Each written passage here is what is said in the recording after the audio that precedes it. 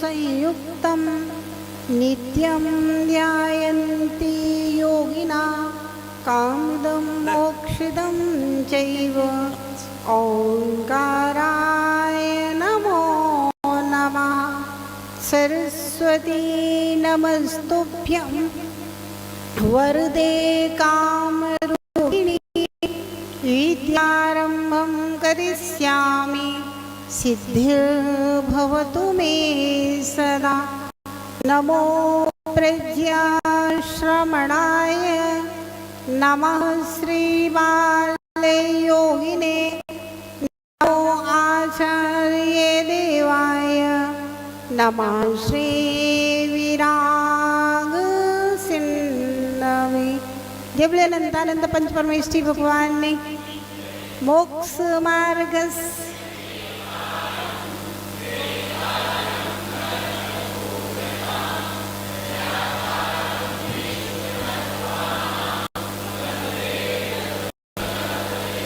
जय बोले अनंतानंद पंचपरमेष्ठी भगवान ने की। देवादिदेव 1008 से आदिनाथ भगवान ने की जय। देवादिदेव 1008 से चिंतामणि पार्श्वनाथ भगवान ने की जय। अंतिम तीर्थेश वर्तमान शासन नायक भगवान महावीर स्वामी की। परम पूज्य गणाचार्य गुरुदेव श्री 108 विराग सागर जी महाराज जी की जय। परम पूज्य श्रमणाचार्य गुरुदेव श्री 108 विशुद्ध सागर जी महाराज जी की जय हो। अहिंसा परमो धर्म की जय हो। बोले परम पूज्य गणेश हमने हरिका रत्न 105 विभाश्री माता जी की हरिका संग की जय। चलिए पाठ करेंगे तीसरे अध्याय का। रत्न शर्करा मालुका पंकधूम तमो महातमः प्रभावो मयो गणामुवाता का प्रतिष्ठा सप्ताधोधा तासुत्रिंशति पंचविंशति पंचदश दशत्रि पंचोनैक नरक सहस्राणि पंचचैव यथाक्रमम् नारका नित्या शुभतरलेश्या परिणाम देह वेदना विक्रिया परस्परोदीरित दुःखाः संकिलिष्टा सुरोदीरित दुःखास्क प्राक् चतुर्थ्याः ते स्वेकत्रि सप्तदश सप्तदश द्वाविंशति त्रयस्त्रिंशत् सागरोपमा सत्त्वानां परास्थितिः जम्बूद्वीप लवणोदादया सुवनामानो द्वीप समुद्राः द्विर्द्विर्विस्कम्भा पूर्व परिक्षेपणो वलयाकृत्यः तन्मध्ये मेरु नाभिर्वृत्तो योजन सत्सहस्र विस्कम्भो जम्बूद्वीपः हरिविदे रम्यक हैरण्यवदैरावत वर्षा क्षेत्राणि तद्विभाजिनः पूर्वापरायता हिम्मन मायम्बन दिशद नील रुक्मी शिखरणो वर्षधर पर्वताः हेमार्जुन तपनीय बैडूर्य रजत हेममयाः मणि विचित्र पार्श्वा उपरि मूले च तुल्य विस्ताराः पद्म महापद्म तिगिंजि केशरी महापुंडरीक पुंडरीका हृदास्तेषामुपरि प्रथमो योजन सहस्रायामस्तदर्ध विस्कम्भो हृदः 10 योजनावगाः तन्मध्ये योजनं पुष्करं तद्द्विगुणा हृदा पुष्कराणि च। देव्या श्रीधरति कीर्ति बुद्धि लक्ष्म्या पल्योपमिस्थित्या सामानिक परिषत्काः गंगा सिंधु रोहित रोहितास्या हरितरिकांता सीता सीतोदा नारी नरकांता सुवर्ण रूप्यकूला रक्ता रक्तोदा सरितस्तन्मध्यगाः द्वयोर्द्वयोः पूर्वा पूर्वगाः शेषास्तोपर्गाः चतुर्दश नदी सहस्र परिवृता गंगा सिंधवादयो नद्यः भरतः षड्विंशति पंचयोजन सत्विस्तारा षट्चैकोनविंशति भागा योजनस्य तद्द्विगुण विस्तारा वर्षधर वर्षा विदेहान्ताः उत्तरा दक्षिण तुल्याः भरतैरावतयोर्वृद्धिरासौट् सम्याभ्यामुत्सर्पिण्यव सर्पिणीभ्यां ताभ्याम् अपरा भूमयो अवस्थिताः एकद्वित्रिपल्योपमिस्थितो हैमवदक हारिवर्षक दैव कुर्वकाः तदोत्तराः विदेहेषु संख्येयकालाः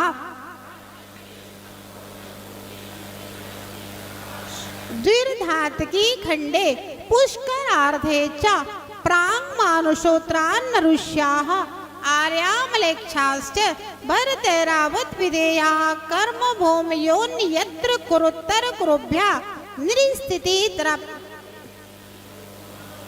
त्रिपल्योपमांतर मुहूर्ते त्रयज्ञो निजानां च इति तत्वार्थाधिगमे मोक्ष शास्त्रे तृतीयो अध्याय। नमो नमः। पाठ की किताब अलग से होना चाहिए और अच्छे बड़े बड़े अक्षर हों और थोड़े डैश डैश में, जिससे फटाफट पढ़ सको तुम लोग खटाखट। अच्छा बढ़िया।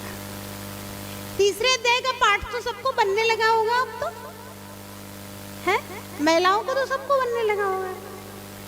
ठीक है, पाठ करना भी सीखना चाहिए, है ना। पाठ करने से बहुत पुण्य होता है। और पुरानी जो महिलाएं होती थी ना, जिनको पढ़ना नहीं आता था, जो कभी स्कूल नहीं गई, वो ऐसी महिलाएं होती थी।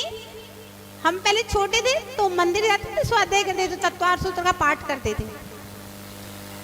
तो वो कहेंगे बिटिया जरा तत्वार सूत्र सुना देना, और जैसे अपन पढ़ रहे हैं और वे सुनने में ही मन लगाएंगे। उन्हें पढ़ना भी नहीं आता, लेकिन फिर भी वो तत्वार सूत्र पढ़ने सुनने का नियम है उनका। एक अध्याय तो कम से कम सुने, एक अध्याय सुना दो फटाफट। तो पाठ करने का एक अपना बड़ा महत्व होता है। पुराने महाराज लोग होते थे तो वो ग्रंथों के पाठ किए जाते थे, ग्रंथों की वाचना है ना, ग्रंथों का पाठ करने से भी बड़ी विशुद्धि बनती है। ऐसे आप पढ़ते तो नहीं होता, लेकिन अब आपने जैसे पढ़ लिया है, जैसे तीसरा अध्याय, आप जैसे पढ़ते हो तो तुरंत पता चल जाता है ना, ये 14 नदियां हैं, ये 7 पर्वत के नाम, ये 7 क्षेत्र है, ये 6 पर्वत है, ये देवियों के नाम है ना। तो पाठ करने से जो आपने पढ़ा है तत्वार सूत्र, वो ज्ञान आपका चिरस्थायी हो जाएगा, और इस जन्म में चिरस्थायी हो जाएगा, और अगले जन्म में एक प्रज्ञा श्रवण नाम की रिद्धि होती है। कौन सी रिद्धि? कौन सी? प्रज्ञा श्रवण। उस प्रज्ञा श्रवण रिद्धि का एक पार्ट होता है, 3-4 प्रकार से होती है वो। उसका एक पार्ट होता है, पिछले जन्म में किसी ने पाठ किए हैं, पढ़ा है, स्वाध्याय किया है विनय पूर्वक, तो अगले जन्म में वह पढ़ा हुआ ज्ञान उसका प्रज्ञा श्रवण रिद्धि बन करके वह द्वादशांग का पाठी हो जाता है, बिना पढ़े, है ना। तो इस जन्म में जो जैसे कहते हैं ना, माता जी याद हो जाता है फिर भूल जाते हैं, तो क्या फायदा, या पढ़ रहे हैं तो हमें याद नहीं होता, कोई बात नहीं। आप पढ़ रहे हो, याद नहीं होता, तब भी कोई बात नहीं, और आप याद कर लो और उसके बाद याद ना रहे तब भी कोई बात नहीं है ना। अगले जन्म में आज का पढ़ा हुआ प्रज्ञा श्रवण रिद्धि बनकर वह प्रकट हो जाता है, और वह प्रज्ञा श्रवण रिद्धि केवल ज्ञान का निमित्त बन जाती है ना। तो इसलिए पढ़ना कभी भी बेकार नहीं होता। आप अगर खाली बैठे हो तो आप कुछ भी पढ़ने लगो, है ना। और अगर मान लीजिए आपको कुछ नहीं आ रहा है, कुछ किताब नहीं है, आपके पास कोई पढ़ाई का साधन नहीं है, तो आप नमोकार के जाप करने लगो। खाली बैठो तो अपने नमोकार के जाप करने पर लगो, क्योंकि नमोकार के जाप में द्वादशांग जिनवाणी समाई हुई है। नमो अरियंताणम बोलने में, क्योंकि द्वादशांग जिनवाणी कहाँ से आई? अनंत भगवान से आई। तो नमो अरियंताणम की आराधना करने से द्वादशांग जिनवाणी की आराधना होती है। तो कुछ नहीं है तो नमो अरियंताणम बोलने लगो, तो उससे भी आपके ज्ञानावरणी कर्म का क्षय होगा। आत्मा के अनंत गुणों में, आत्मा के अनंत गुणों में ज्ञान गुण सबसे प्रधान गुण है।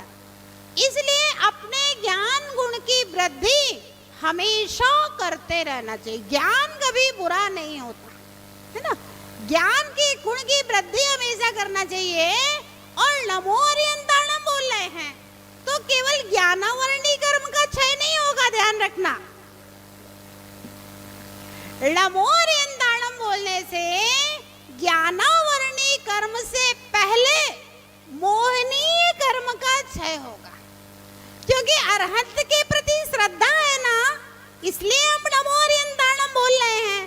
अरहंत की वाणी के प्रति श्रद्धा है, इसलिए हम नमो अरियंताणम बोल रहे हैं। तो नमो अरियंताणम बोलने से ज्ञानावरणी, दर्शनावरणी, मोहिनी, अंतराय चारों कर्मों का क्षय होता है। इसलिए जब भी खाली बैठो, कोई काम नहीं है, बस में, ट्रेन में, रात में नींद नहीं आ रही है, ओम नमो अरियंताणम का जाप करते हो। कौन सा जाप? ओम नमो अरियंताणम का जाप सब प्रकार की सिद्धियां प्रदान करने वाला है, रक्षा कवच होता है। ओम नमो अरियंताणम का जाप रक्षा कवच है, रक्षा मंत्र भी है ओम नमो अरियंताणम का जाप, और सब प्रकार की लौकिक अलौकिक सिद्धियां देने वाला है। बैठो, किताब पढ़ो, शास्त्र पढ़ो, नहीं है शास्त्र या अपन मान लो शुद्धि में नहीं है, ऐसा हो सकता है, ट्रेन में, बस में, कहीं भी है, तो ओम नमो अरियंताणम का जाप करना है ना। खाली बैठे ओम नमो अरियंताणम का जाप, तो ओम नमो अरियंताणम के जाप से आपके जीवन में बहुत बहुत बहुत अच्छा होगा, बस सब प्रकार के लाभों की प्राप्ति होगी। लेकिन अब ऐसा नहीं कि खाली बैठे हैं तो खाली दिमाग, खाली दिमाग शैतान का घर, खाली बैठे हैं तो किसी की बुराई, किसी की भलाई, उसका नहीं, कुछ नहीं।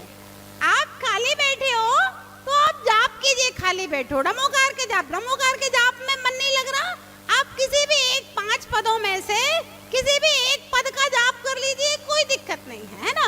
ओम नमः सिद्धापय का जाप कर लीजिए, कुछ नहीं, ओम ह्रीम अरम नमः का जाप कर लीजिए। आपका मन शांत होगा, आपको अच्छा लगेगा और आपको बहुत अच्छा लगेगा, है ना। तो समय का सदुपयोग करना सीखना चाहिए।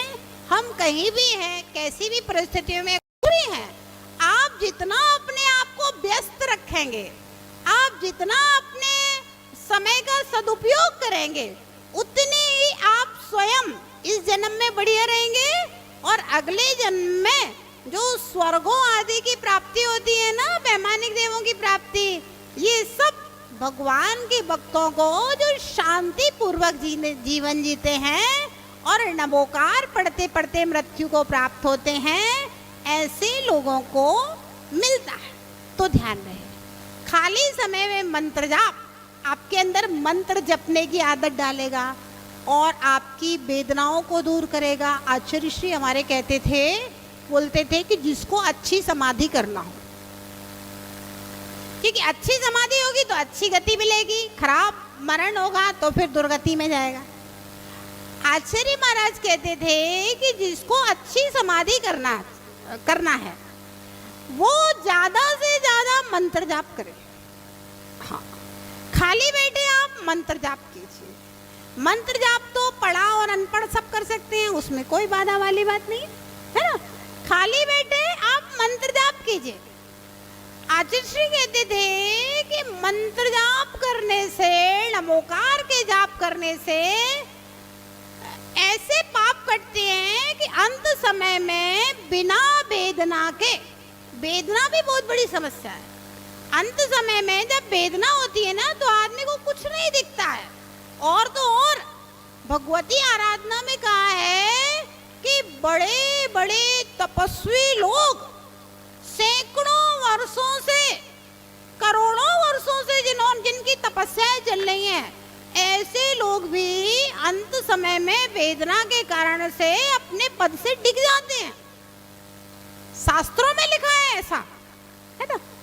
तो अंत समय की वेदना बहुत होती है, और जब अभी से आप अपने मन को शांत रखेंगे और जाप करेंगे तो आपके वे पाप कर्म क्षय को प्राप्त होंगे, और जाप के प्रभाव से समाधि से मरण होता है, ऐसा महाराज कहते थे।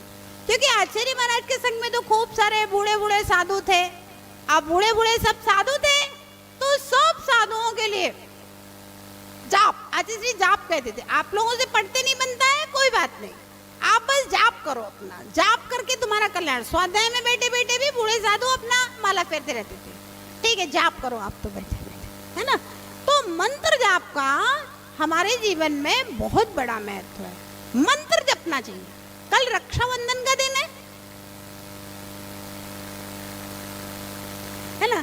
रक्षाबंधन का दिन एक ऐसा दिन है, अगर किसी को कोई भी काम करना हो, घर का, दुकान का, मकान का, कोई भी काम करना हो XYZ, तो रक्षाबंधन का दिन बिना मुहूर्त देखे महामुहूर्त कहा गया है, परम शुभ मुहूर्त कहा गया है। रक्षाबंधन, दशहरा, दिवाली, होली, अक्षय तृतीया, ये सब अक्षय मुहूर्त कहे गए। तो जिनको भी मंत्र जाप शुरू करना है ना, तो कल रक्षाबंधन का दिन बहुत अच्छा है। नमोकार के मंत्र आप अपने जीवन में जपिए, शुद्धि पूर्वक, असिद्धि पूर्वक, जैसे बने कम से कम 5 नमोकार की माला फेरने की आदत बनाई, सुबह शाम में मिला करके 5 माला। और जिनको कोई काम की सिद्धि करना हो, ज्यादा परेशानी है, कोई तकलीफ है, तो फिर वो विधि पूर्वक 11 माला फेरना शुरू कर। 11 माला में कुछ नहीं, 1 घंटा लगता है, 1 घंटे में 11 माला हो जाती। आप विधि पूर्वक 11 माला डेली फेरना शुरू कीजिए। किसी की कैसी भी समस्या होगी तो वो निश्चित रूप से समस्या का समाधान, साल भर तो लगता है, साल भर आप लगातार फेरिए, उसके बाद आपको अपने आप कोई ना कोई समस्या का समाधान आपके पाप कर्म के शमन से अपने आप समाधान निकलता चला जाएगा। क्योंकि आज के समय में इस दुनिया में किसी का कोई विश्वास नहीं। अभी कोई एक घटना बता रहे थे, एक दादाजी बता रहे थे, सुबह सुबह हम लोग स्वाद में बैठे थे, किसी स्थान में माँ ने अपने 17 साल के बेटे को मार डाला। अच्छा, विनय श्री माता जी बता रही थी, विनय श्री करी हम बता रहे थे विनय श्री माता जी बता रही थी, बोले माँ ने अपने 17 साल के बच्चे को मार डाला। अब आप सोचिए किसके ऊपर विश्वास किया जाए।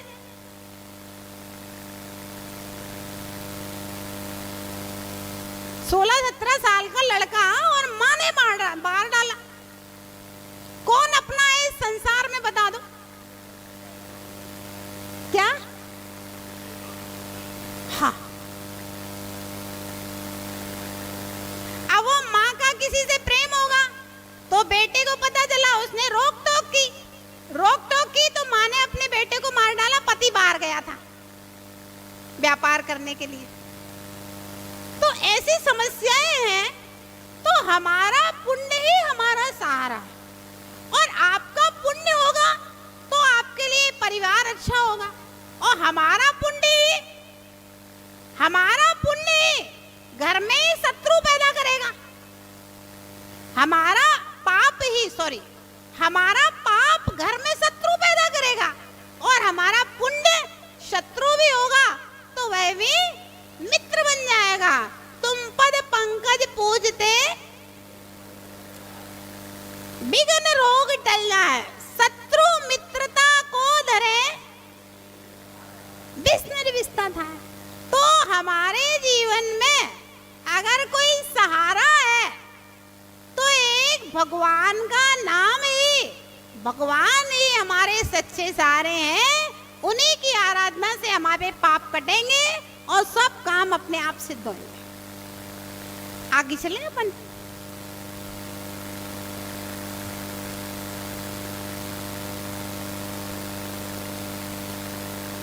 कहाँ पे पढ़ रहे थे? हाँ, वैमानिक देवों के रहने के स्थान पढ़ने थे, पेज नंबर 208। सौधर्म ईशान सानत कुमार महेंद्र ब्रह्मोत्तर लांतव कापिष्ठ शुक्र महाशुक्र सतार सहस्रारेश्वानतप प्राणतयो रारणाच्युतयोर नवसु ग्रैवेयकेषु विजय वैजयंत जयंता पराजितेषु सर्वार्थ सिद्धौ च पढ़िए।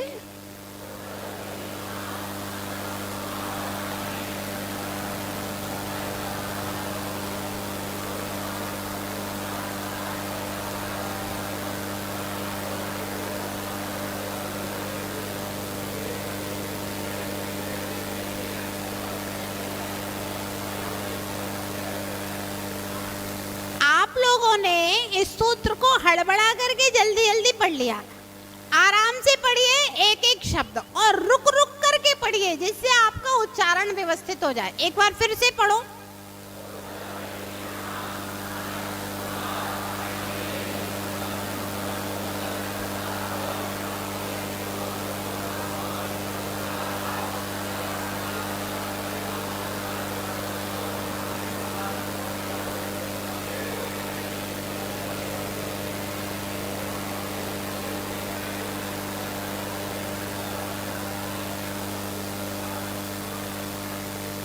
सबको पढ़ना आ गया है ना? अच्छा, एक काम करते हैं, इस बार पर्यूषण में जो पाठ होएगा ना, ऐसे तो हम लोग करते हैं, आप लोग तैयारी करो पाठ करने की। कौन कौन कर सकता है पाठ? तत्वार्थ सूत्र का पाठ जैसे दोपहर में होता है ना, सीताराम जी, अनिल भाई जी, इंद्रचंद जी, पवन भैया, और कौन है? महिलाओं में कौन कौन है पाठ करने वाली? अनीता। नहीं, हम लोग एक दिन में 5 लोगों से पाठ करवाएंगे, तो 10 दिन में 50 लोग हो जाएंगे पाठ करने वाले। एक व्यक्ति बस 2 अध्याय पढ़ेगा, तो 5 लोग 10 अध्याय पढ़ लेंगे, तो गले को दिक्कत भी नहीं आएगी और 5 लोग तैयार भी हो जाएंगे, है ना? तो नामों की एक लिस्ट बना लेते हैं, कौन कौन लोग पाठ करेंगे। तो और भी जो नई बच्चियां भी पाठ करना चाहती हैं ना, तो हम आपको अलग से जोन सा अध्याय का नंबर आपका रहेगा, वो अध्याय सिखा देंगे, पाठ करो। सभी लोग माइक पे पाठ करना सीखो, क्योंकि हम लोग तो पढ़ते ही रहते हैं हमेशा। एक दिन में 5 लोग पाठ करेंगे, तो 2-2 अध्याय पढ़ना है सबको। पहले एक अध्याय पढ़ लिया, फिर 5 लोगों का नंबर, फिर 5 लोगों का नंबर, ऐसे करके क्रम से, है ना? तो एक लिस्ट बना लो पाठ करने वाला की। और ऐसा भी कर सकते हैं जी, जो अध्याय पढ़ना है पहले से बता दो, तो वो तैयारी करके आए, रट के आए, अच्छा शुद्ध से पढ़ के आए, है ना? और तीसरा अध्याय भी सबसे ज्यादा डिमांड रहेगी, तीसरे चौथे अध्याय की, है ना? नहीं, इनाम कुछ नहीं देंगे, विनयश्री कह रही कॉन्सलेशन दे देंगे, हमने फिर हर चीज में इनाम बांटते रहो तो परेशान हो जाओ है ना? ऐसे ही आप माइक पे बोलना, तत्वार्थ सूत्र के अध्याय सीख जाए, यही सबसे बड़ा इनाम है आपके लिए, है ना? आपने माइक पे बोला तत्वार्थ सूत्र, ये आपके लिए बहुत गौरव की बात है। और एक एक अध्याय का डेली उसका वाचन होगा, तो वाचन एक एक अध्याय का हम ऐसा करेंगे, अब की बार एक एक माता जी से करवा देंगे विनयश्री, एक एक अध्याय का वाचन विनयश्री से नंबर लगा के। और शिविर लगेगा, श्रावक संस्कार शिविर, है ना? तो उसमें एक क्लास विनयश्री माता जी पढ़ाएंगे दोपहर में, और एक क्लास हम पढ़ाएंगे, और तत्वार्थ सूत्र का वाचन होगा। एक क्लास विनयश्री माता जी पढ़ाएंगी, वो तो फिक्स है, एक क्लास पढ़ाएंगे विनयश्री माता जी, एक क्लास हम पढ़ाएंगे, और तत्वार्थ सूत्र का वाचन श्रावकों से करवा देंगे, और बाकी सब माता जी से एक एक अध्याय का व्याख्यान एक एक दिन करवा देंगे, है ना? तो सही सेटिंग बैठ जाएगी। चलिए आगे चलते हैं। तो आप लोग है ना, पाठ करना सीखिए, आप अपना प्रैक्टिस कीजिए, कौन कौन सा अध्याय पढ़ सकता है, और फिर हम नामों की लिस्ट बना लेंगे। तो क्या है ना, अपन 50 लोगों को मौका दे देंगे।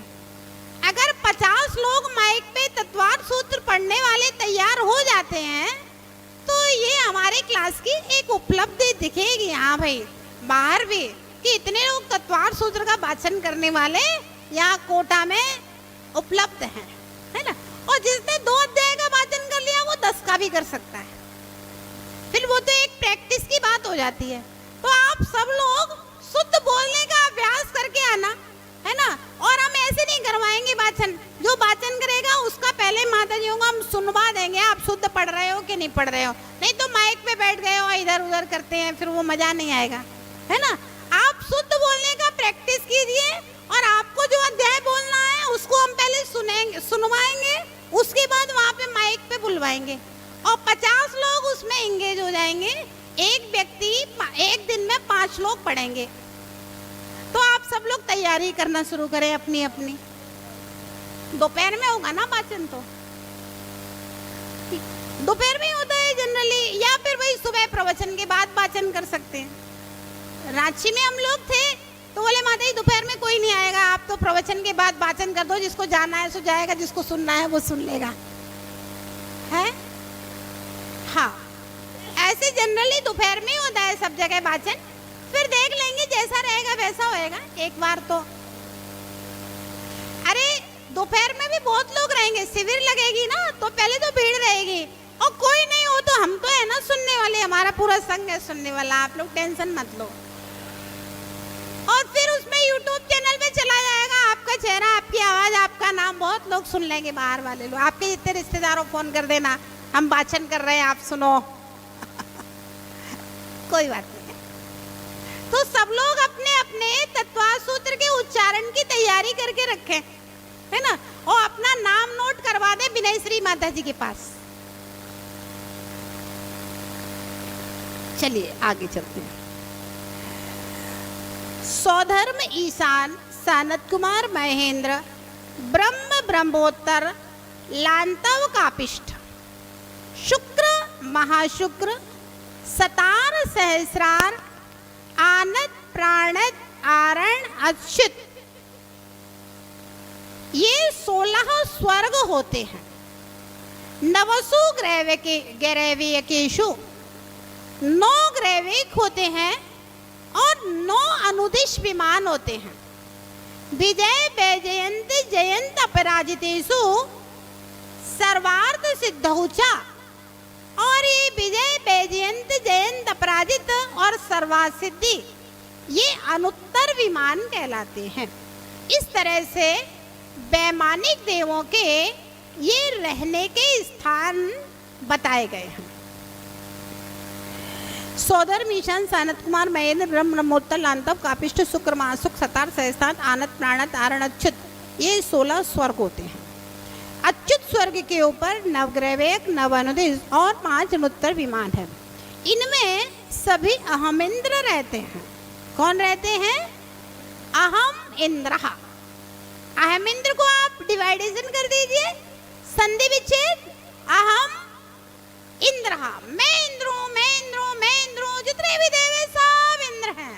वहां कोई दूसरे जाति के 10 वेदों में से, जो 10 वेद हमने पढ़े हैं ना, इंद्र सामानिक वाले, उनमें से सामानिक वामानिक कोई देव नहीं रहते। वहां मात्र अहम इंद्र, अहम इंद्र, अहम इंद्र, अहम इंद्र, जितने भी देव हैं वे सब इंद्र हैं। कोई किसी की आज्ञा नहीं लेता, कोई किसी से पूछता नहीं है, सब स्वतंत्र हैं। ऐसे अहमिंद्र रहते हैं वहां पे सारे के सारे। नवग्रह एक दूसरे के ऊपर ऊपर हैं। ये 3 क्रम, अधोग्रैवेयक, मध्य ग्रैवेयक और उपरिम ग्रैवेयक के नाम से जाने जाते हैं। 9वें ग्रैवेयक के ऊपर अर्ची, अर्ची मालिनी, बैर, बैरोचन, सोम, सोमरूप, अंक, स्वास्तिक और आदित्य नाम के 9 अनुदिश विमान हैं। इनमें अर्ची आदि क्रम से 8 दिशाओं में तथा आदित्य नामक विमान ठीक मध्य में इंद्रक के रूप में स्थित है। अनुदिशों के ऊपर विजय वैजयंत जयंत अपराजित विमान चारों दिशाओं में और सर्वार्थ सिद्धि मध्य में इंद्रक के रूप में स्थित है। स्वर्गलोक का सामान्य निर्देश उत्तर कुरु में स्थित मनुष्य के बालहीन 445 धनुष और 425 धनुष और 1,61 योजन से सहित रहित 7 राजू प्रमाण आकाश में ऊपर ऊपर स्वर्ग पटल स्थित है। मेरू की चूलिका के ऊपर उत्तर कुरु क्षेत्रवर्ती मनुष्य के एक बाल मात्र के अंतर से इंद्रक ऋजु विमान स्थित है। बात समझ में आई कि नहीं? देखिए बताते हैं।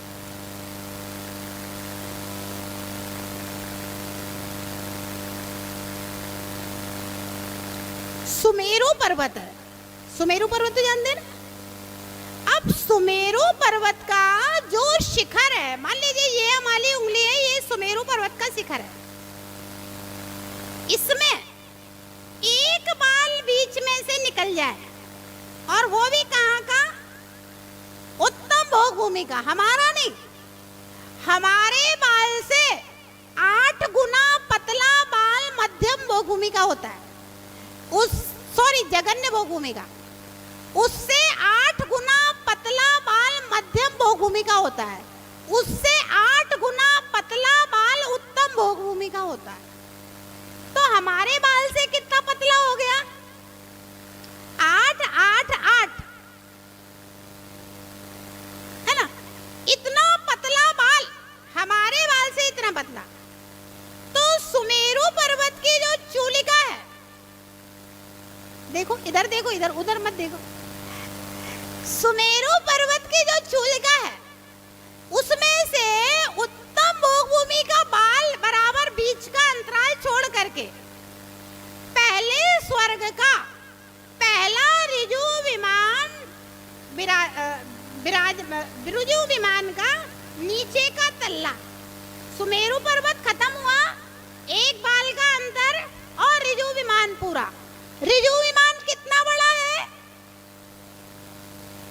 45 लाख योजन का। मतलब आप ये मान के चलिए कि पूरे अड़ाई द्वीप की छत,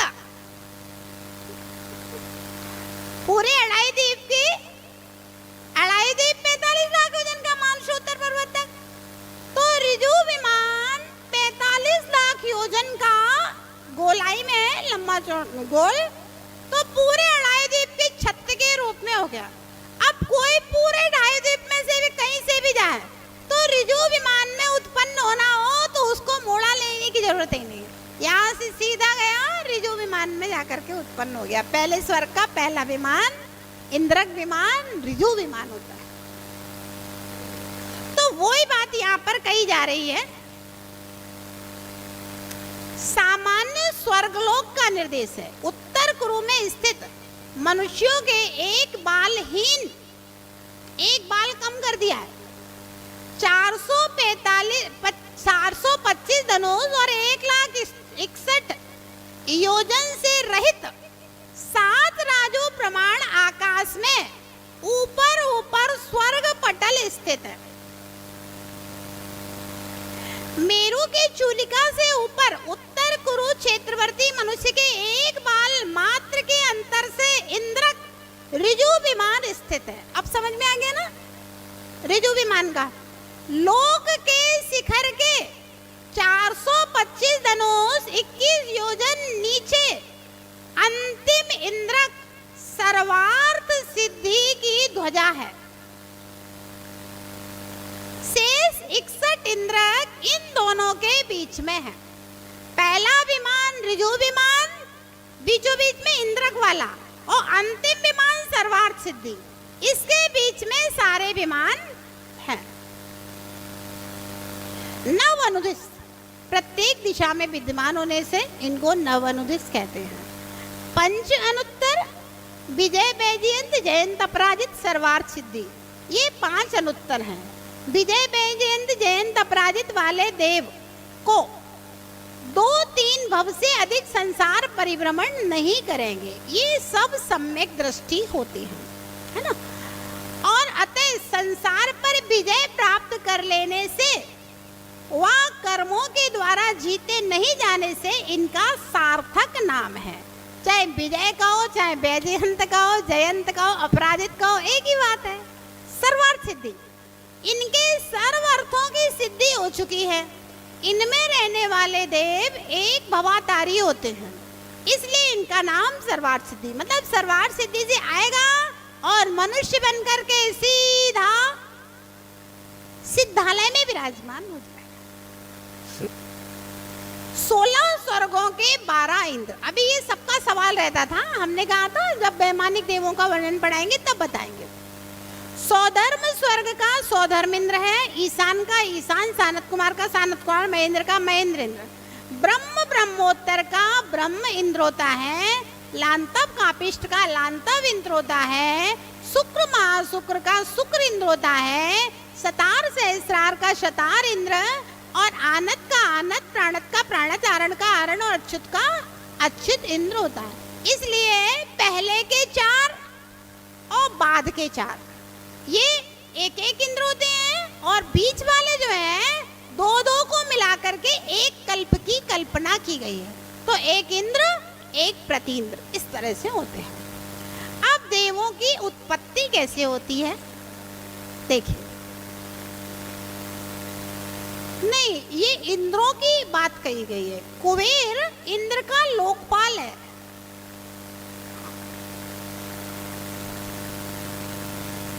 समझ में आ गए ना 12 इंद्र कैसे हुए? क्या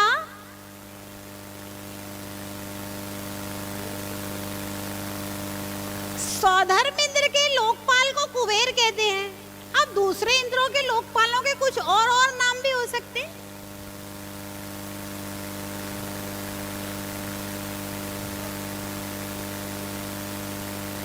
क्या? नहीं, इसका वर्णन तिलोय पंडिती में आया है। स्वयंभू रमण समुद्र से विमान शुरू होते हैं। इंद्रक तो एक के ऊपर एक रहेगा, एक के ऊपर एक इंद्रक रहेगा, लेकिन बाकी जो विमान है ना वो स्वयंभू रमण समुद्र से शुरू होते हैं। कुछ स्वयंभू रमण समुद्र के ऊपर होते हैं, फिर और आगे, फिर और आगे, ऐसे ऐसे ऐसे ऐसे डिजाइन में बने हैं चारों तरफ ऐसा वर्णन हमने तिलोय पंडिती ग्रंथ में पढ़ा है। वो अपने तत्वार सूत्र का विषय नहीं है, वो ऊंचा विषय है? हाँ, जानकारी के लिए है। इंद्रक एक के ऊपर एक रहेंगे। इंद्रक सर्वार्थ सिद्धि यहाँ से शुरू होगा, सर्वार्थ सिद्धि तक रहेगा।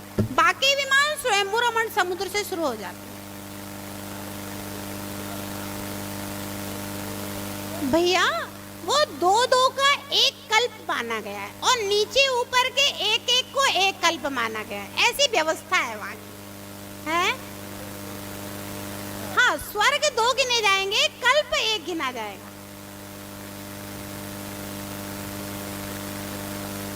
चलिए अब देखिए देवों की उत्पत्ति कैसे होती है। ये बहुत अच्छा इंटरेस्टेड विषय है ना? इसको तो समझाने की भी जरूरत नहीं है, ये तो आप अपने आप पढ़ लोगे। पूर्वांचल में सूर्योदय की तरह, जैसे पूर्व में सूर्योदय होता है ना सुबह अपने आप अचानक, ऐसे ही उपपाद सैया में देव उत्पन्न होते हैं। उपपाद सैया कैसी होती है? छोटी मोटी नहीं होती है। अब ये तो हम अपने हाथ से ऐसे बता देते हैं ऐसी कोई उपपाद सैया नहीं होती है। उपपाद सैया की गिनती उसमें तिलोय पंडिती में आई है। क्या है ना, ये अपन बहुत शॉर्ट में पढ़ रहे हैं तत्वार सूत्र में। इसका जो विशेष वर्णन है ना वो तिलोय पंडिती में, त्रिलोक सार में, और एक सिद्धांत सार दीपक नाम का एक ग्रंथ है। मैंने इन तीनों को पढ़ा है, इन तीनों में इसका विशेष वर्णन है। तो उपपाद से ये छोटी मोटी नहीं होती है। आपकी भाषा में हम कहें कि किलोमीटरों लंबी उपपाद सैया होती है ना? और वो उपपाद सैया भी सोने की रत्नों की रत्न जड़ी हुई होती है। ऐसी साधारण खटिया जैसी नहीं होती है कोई उपपाद सैया। तो ऐसी उपपाद सैया होती है, और ऐसे बंद, जैसे संपुट सीप होती है ना, बंद सीप, उस टाइप की डिजाइन की बताई गई है शास्त्र में। संपुट क्या शब्द आया था? संपुट सीप जैसी होती है, तो इस तरह से बंद होती है, और देव उसके अंदर पूरा बन जाता है। और युवा उसी के अंदर हो जाता है, बाहर बच्चा पैदा नहीं होता कोई देव। और कपड़े, वस्त्र, आभूषण, हार, मुकुट, कोई नग्न देव पैदा नहीं होता है। हार, मुकुट सब उसी के अंदर। और कितनी देर में? एक मुहूर्त के अंदर मतलब अंतर मुहूर्त में। अब किसी का शरीर 2 मिनट में भी बन सकता है, किसी का 5 मिनट में बन जाए, किसी का 10 मिनट में लगे, मतलब अंतिम